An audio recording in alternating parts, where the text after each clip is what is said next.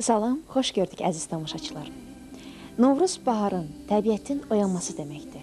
Bahar gələndə insanda, təbiətdə nəsə bir canlanma baş verir. Quşların cəhcəhi, ağacların tumurcuqlanması, günəşin ilıq nəfəsi insanda, təbiətdə nəsə bir canlanma yaradır. Bax, bu bahar günündə biz yenə də sizin evinizin qonağıyıq və çalışacağıq ki, sizə sevincli, fərəhli, xoş bahar dəqiqələri bəxş edə bilək.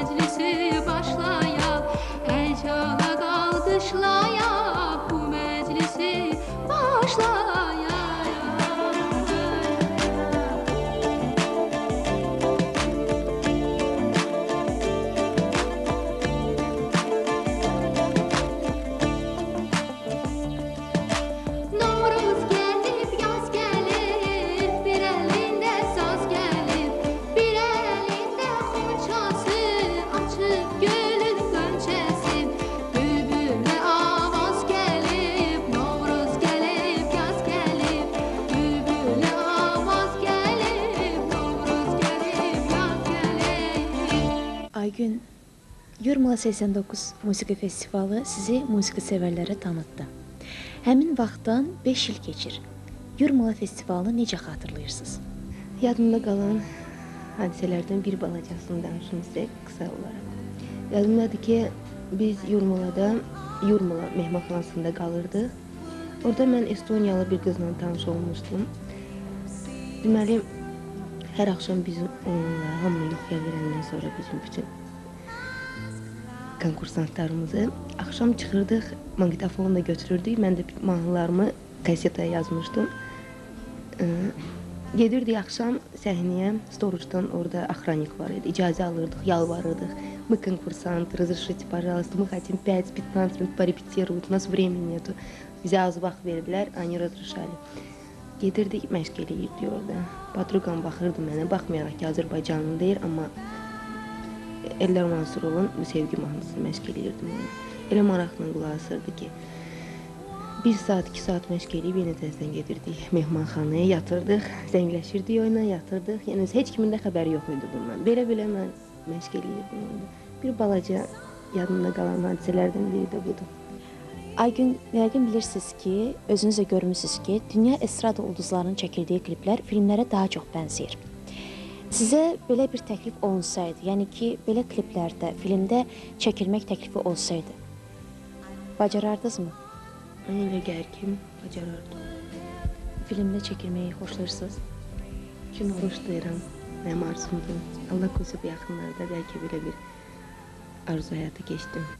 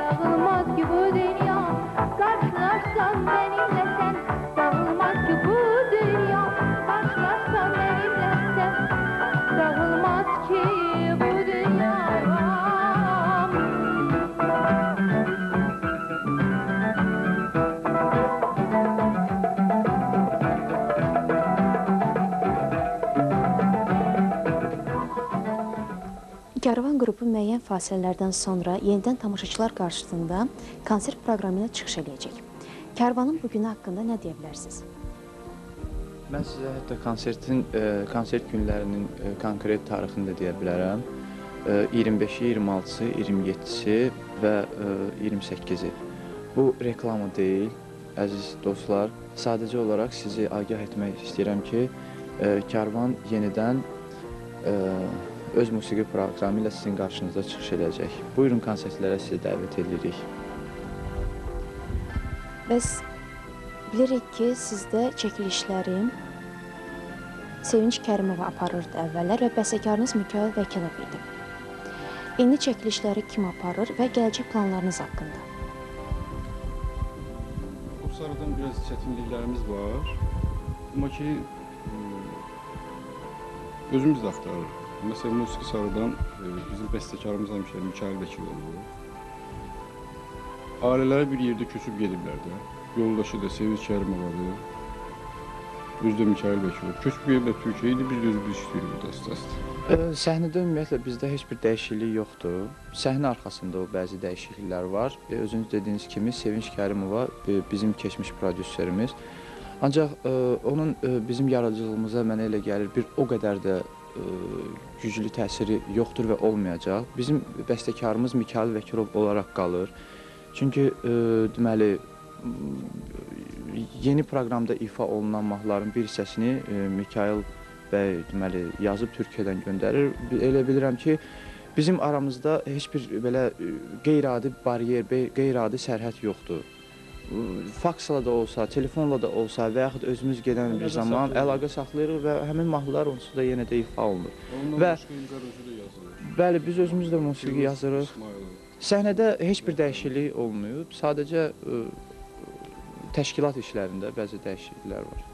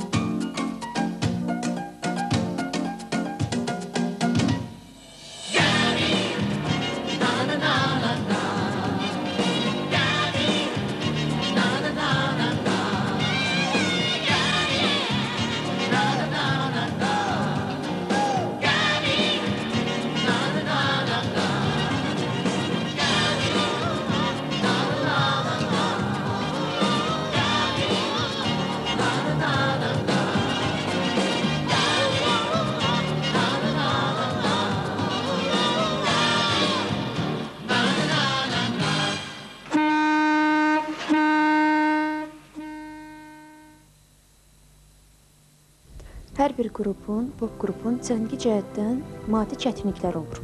Bəs sizin necə, bu haqda nə deyə bilərsiniz? Bilirsiniz, bugün çıxacaq konsertə, bu gün başlamayıbdır. Demək olar ki, bir ildir biz bu işlə məşğul oluruq. Bugünkü səhnədə olan bütün cihazlar, bütün texniki alətlər, onları almaq üçün böyük çətinlik çəkmişik. Bugün bayram günündə həmən adamların adlarını çəkmək istəyirəm və qrup adından onlara öz minnətdarlığımızı bildirmək istəyirik. Demək, bizim sponsorlardan biri Benzə zavodudur, direktor da Çingiz bəy. Biz onlara, həmən kollektivə çox sağ ol demək istəyirik. Onlar çox bizə kömək elədi cihazları almaqda. Onlardan sonra bir sponsorumuz da bugünkü gün hansı ki bizə köməklik eləyir, bütün problemlərimizi həll eləyir. O da ki, Zakir bəydir, Tağiyev. Bütün problemlər bugün onunla biz həll eləyirik. İnşallah sabahki gündə nə olacaqdır, indi siz görəsiniz. Konsertlərdən sonra bilinəcəkdir. Bu sponsorların sırasına mən birini də əlavə eləmək istəyirəm. Yəqin Fərhad onu unudub. Bu, deməli, bizim şəhərin mərkəzində yerləşən Riyad mağazinidir. Riyad kommersiya dükanıdır, bəli. Onlar bizim, deməli, afişaların dərc olunmasında bizə çox böyük köməklik elədilər. Ona görə də biz öz adımızdan onlara da minnətdarlığımızı bildiririk. İlqar, bəzi tamaşaçılarımız belə fikirləşirlər ki, siz Karvan qrupunu tərk eləmisiniz. Lakin görürəm ki, siz bugün bir yerdə yığışmısınız və mən bir qədər sualımı başqa formada sizə vermək istəyirəm. Əgər sizə təklif edəsəklər ki, Karvan qrupunu tərk eləyəsiniz, siz tərk edərdinizmi? Və hansı qrupa üstünlük verərək həmin qrupun tərkibinə daxil olardınız? Mən öz yerimi Karvan qrupunda tapmışam və Karvanın tərkibində olan uşaqlar da öz yerini məhz bu qrupda tapır. Mən sizi Karvan qrupunda peyda olmuş yeni bir şəxslə tanış eləmək istəyirəm. Mətanət xanımdır. O, Sevinç xanımı əvəz eləyəcək. Deməli, bizim kliplərimizlə, ümumiyyətlə, qrupun rejissoru Mətanət xanım olacaq. Yaxın gələcəkdə yaradıcı planlarımız var. Onları da biz sizinlə bərabər tamaşa edəcəyik ekranlarımızda.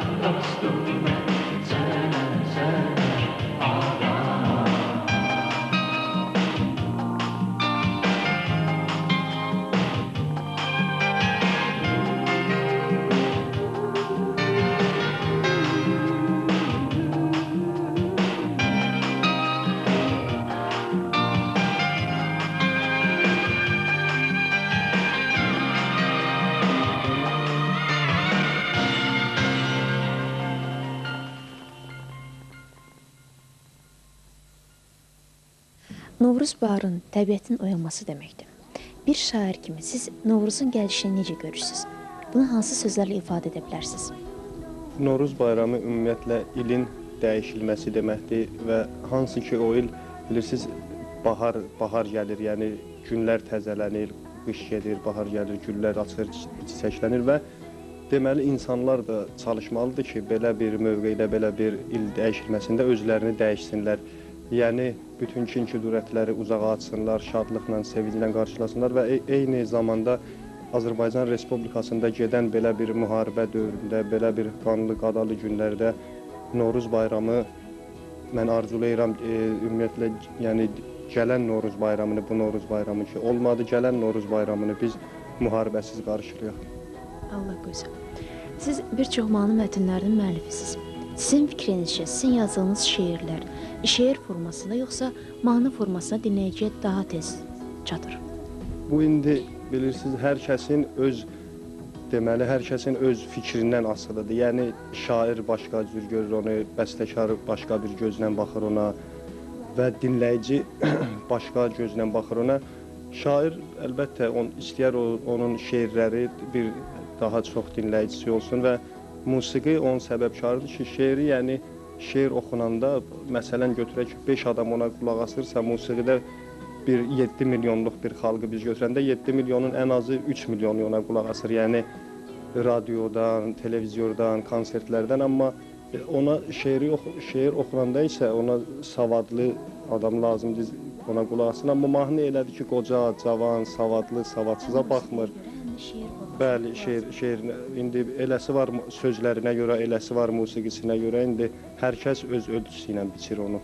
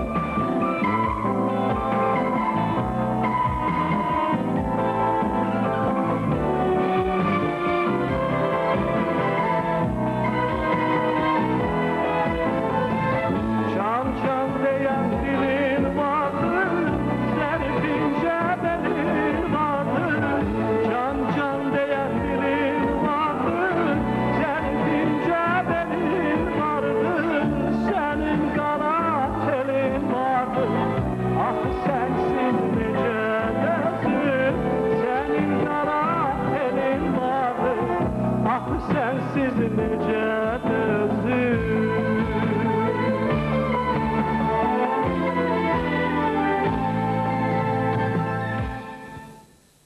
müəllim, necə oldu ki, siz kamera, simfonik, xor musiqisi ilə yaradıcılığa başlayan bir bəstəkar, sonralar musiqi janrına keçdiniz və bir çox populyar mahnıların müəllifi oldunuz? Bilirsiniz, hər bir bəstəkar, mən nəzərdə tuturam profesional bəstəkar, o janrlarda işləyib və işləyəcək. Ona görə hər bir bəstəkar o ciddi janrlarda yazmalıdır. Amma vaxt ötdükcə bəstəkar özünə yaxın və doğma olan janrı seçir və öz sözünü deməyə qadirdirsə o janrda, deməli o janr ona yaxındır. Mən son vaxtlar deyəndə bir neçə il ərzində mahnılara daha çox meylim var.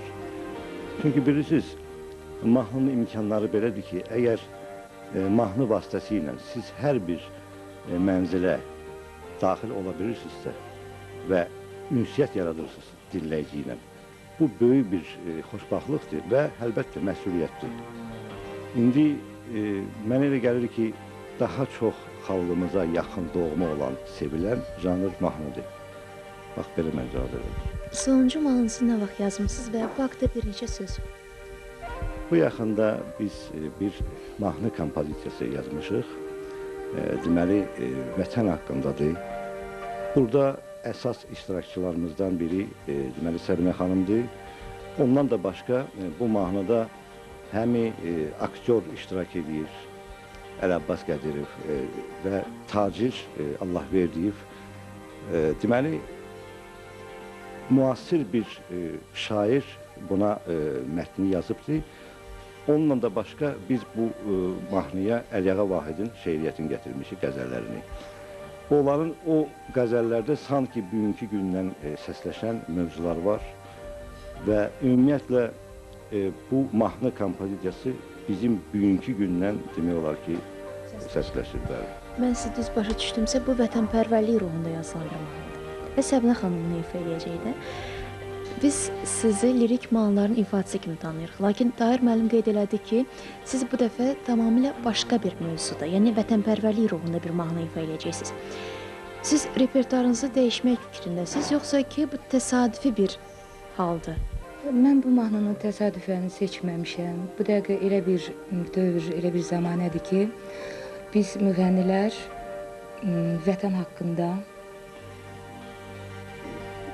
mahnıları oxumağı özümüzə ardasa borc bilirik.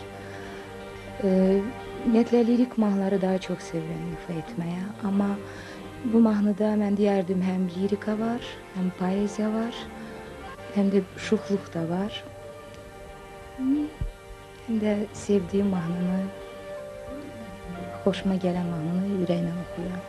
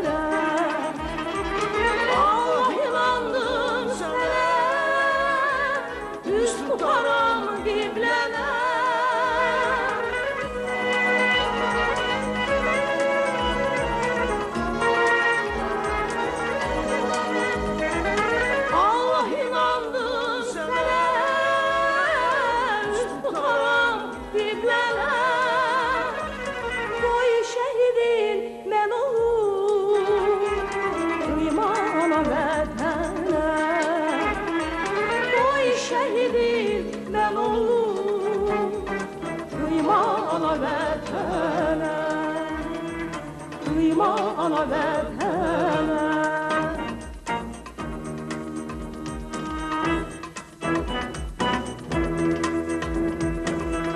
Könüller həmişə saadət bizimlə yar olacaq.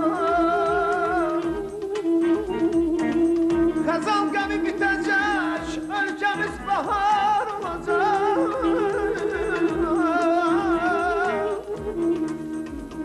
Tərənnüm eyləyəcək, çərçəməndə bülbüllər. Bu odlar ölkəsi bir başqalarına zar olacaq.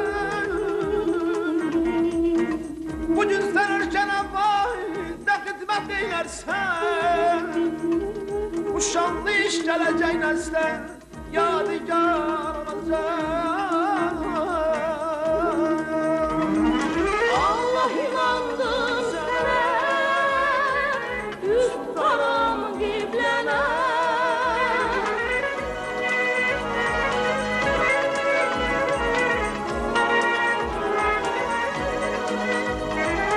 Allah inandım sənə, üz tutarım qiblənə. Qoy şəhidir mən olum, qıyma ana vətənə. Qoy şəhidim mən olum, qıyma ana vətənə. Qıyma ana vətənə, qıyma ana vətənə. Səməd, siz bir müğənni kimi toy şənliklərində, konsertdə, televiziyada çıxış edirsiniz. Bax, bu çıxışlarınızdan hansına daha çox üstünlük verirsiniz? Mən istər konsertdə, istər televiziyada, istər toy şənliklərində həmişə çalışıram öz səsimlə, öz mahnılarımla xalqımın qarşısında ancaq və ancaq fəal, aktiv iştirak edeyim.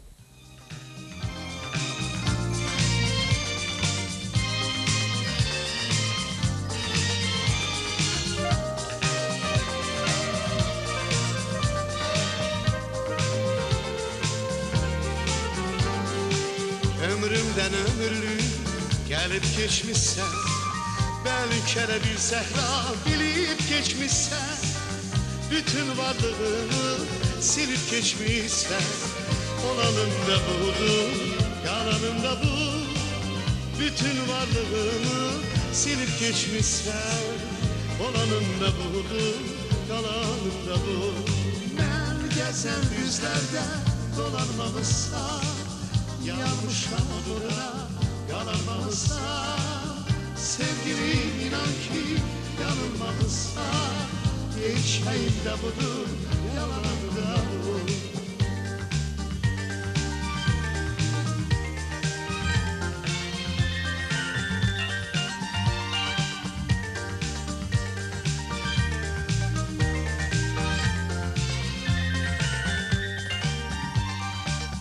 Ne gün gördüğümü varımdan sorun, kökümün yerini barımdan sorun. Benim kıymetimi yarımdan sorun. Satanın da budur, alanın da bu. Benim kıymetimi yarımdan sorun. Satanın da budur, alanın da bu. Ben gezen düzlerde dolanmalısam, yanmışlar oduna kalmalısam. Sevgilim inan ki yanılmalısam, gerçeğim de bu, yalanım da bu.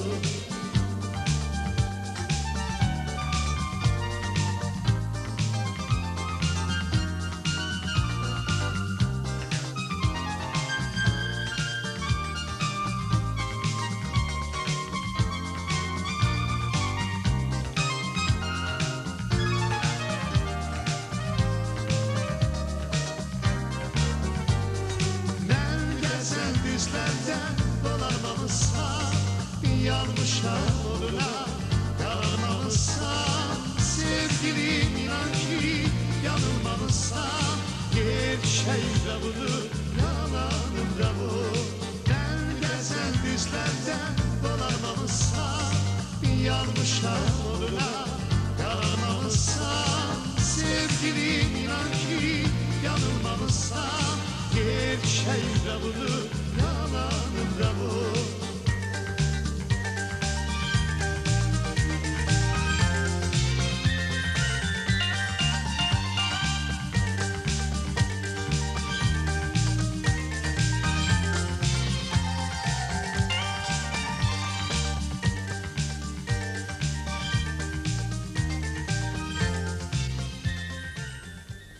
İncəsənətin musiqi növündən başqa hansı növlərinə üstünlük verirsiniz?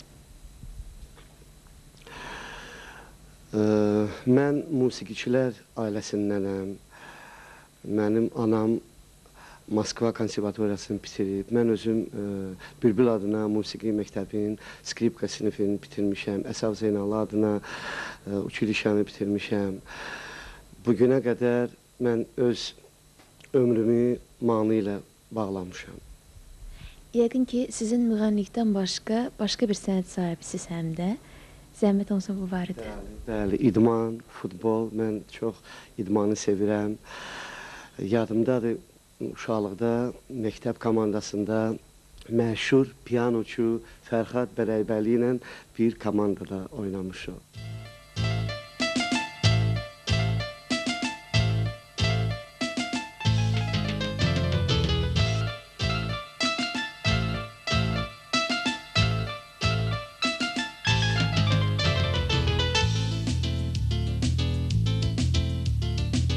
Bu kızların gözüne bak, yalan yalan sözüne bak. Oğlanların yoldan inen hayasına, yüzüne bak. Oğlanların yoldan inen hayasına, yüzüne bak. Bu kızların teline bak, ince ince beline bak. Danışmadan eyle sözlerine diline bak. Bu kızların teline bak, ince ince beline bak. Danışmadan eyle sözlerine diline bak. Bu kızların başına bak, bezeyle yaşına bak. Cavanların hayatına, aktıkları taşına bak. Cavanların hayatına, aktıkları taşına bak. Bu kızların teline bak, ince ince beline bak. Danışmadan eyle sözlerine diline bak. Bu kızların teline bak, ince ince beline bak. Danışmadan eyle sözlerine diline bak.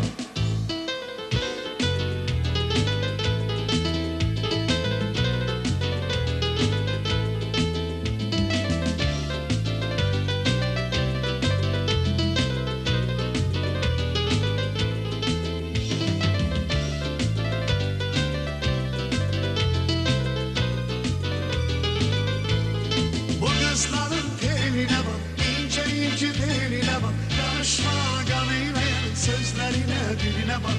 Bu kızların teline bak, ince ince beline bak. Danışmadan eyle sözlerine diline bak. Sözlerine diline bak, sözlerine diline bak, sözlerine diline bak. Əziz tamaşaçılar, bu 45 dəqiqədə sizə sevincli, fərəhli dəqiqələr bəxş edə bildiksə, özümüzü şad hesab edirik. Arzu edirik ki, gələn il Novruz bayramını hər bir insan öz isti evində, ocağında qarşılasın. Sizinlə qəlbi müjdəli sabahlarla sağollaşırıq. Sağ olun.